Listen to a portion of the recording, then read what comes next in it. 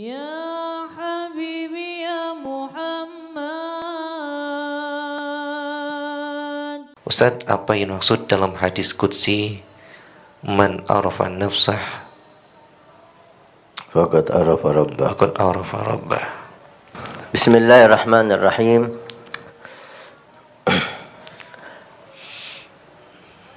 Man arafa nafsah faqad arafa rabbah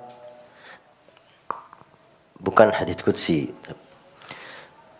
Ada beberapa riwayat tentang hal itu.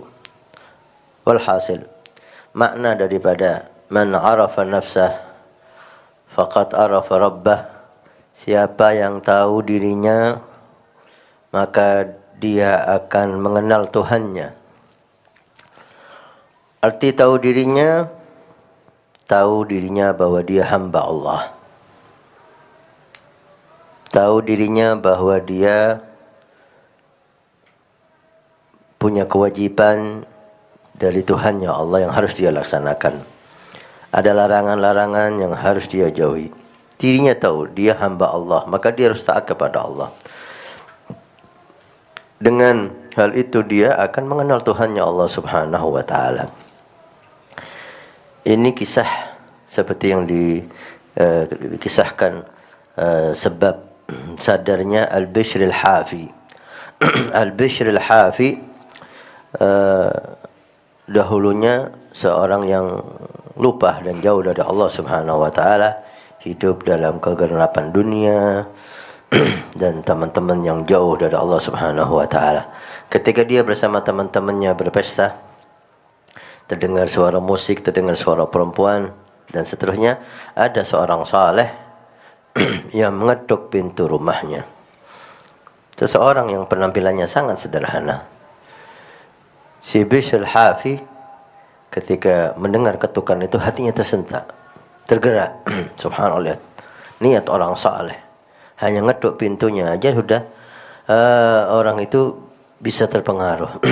Mereka menyuruh si Bishr Al-Hafi, budaknya, untuk membuka pintu.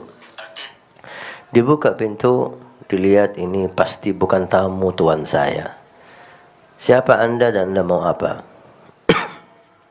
Si orang ini mengatakan, yang punya rumah ini budak atau orang merdeka, abad atau hur.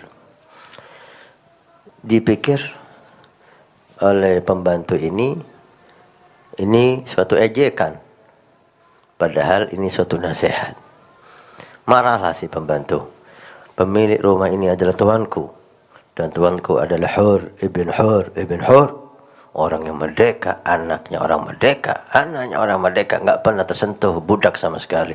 Ukhruj udhab, pergi kamu orang yang enggak tahu diri.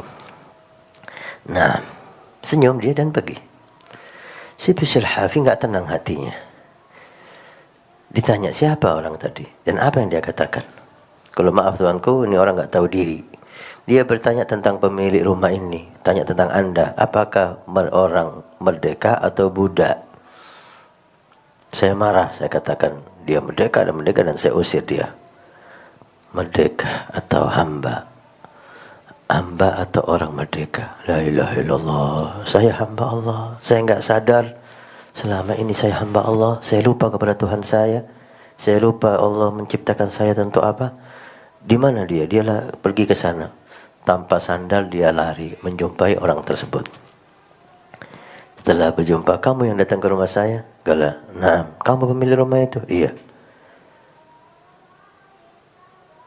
Budak saya tadi mengatakan saya orang merdeka, anak yang merdeka. Gala, iya. Dan saya menjawab, nah, pantaslah dia enggak sadar dia budak Allah, hamba Allah. Maka dia pikir dia orang merdeka, bukan hamba Allah. Dan dia lupa kepada Allah. La, kata orang ini, kata Bishr Al-Hafi, saya adalah abad, anaknya abad, saya budak Allah, hamba Allah, anaknya hamba Allah, dan saya tobat di hadapan kamu. So, ketika seseorang sadar dirinya hamba Allah, maka dia akan dituntun oleh Allah untuk mengenal Tuhannya Allah Subhanahu wa taala. Tapi ketika orang enggak sadar, dia pikir dia bukan hamba Allah. Dia pikir dia punya kekuatan selain kekuatan Allah. Dia pikir dia punya kemampuan selain kemampuan yang dimiliki oleh Allah. Maka orang ini akan semakin jauh dari Allah Subhanahu wa taala. Ada tambahan lagi, Ustaz. Man arafa nafsa bil fana faqad arafa rabbahu bil baqa. Kalau man arafa nafsahu bil fana, orang yang mengenal dirinya bahwa dia itu fana, tidak ada, maka dia akan meyakini Tuhannya bil baqa, dengan Tuhannya bahwa Tuhannya yang kekal. Ini sering dibawa oleh Hikam Ibn Athaillah dalam hikamnya, hal-hal yang semacam ini, kalimat-kalimat semacam ini. Nah, hakikatnya semua fana. La yabqa illallah. Hanya Allah yang ada dan hanya Allah yang kekal. Kana Allah wa lam yakun ma'ahu syai'.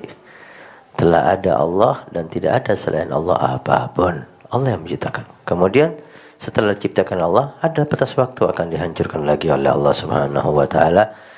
Seperti firman Allah dalam Al-Quran, wa yabqa wajhu rabbika dzil jalali wal ikram, kullu man 'alaiha fan wa yabqa wajhu rabbika dzil jalali wal ikram. Semua akan binasa dan yang tersisa hanya Allah Subhanahu wa taala.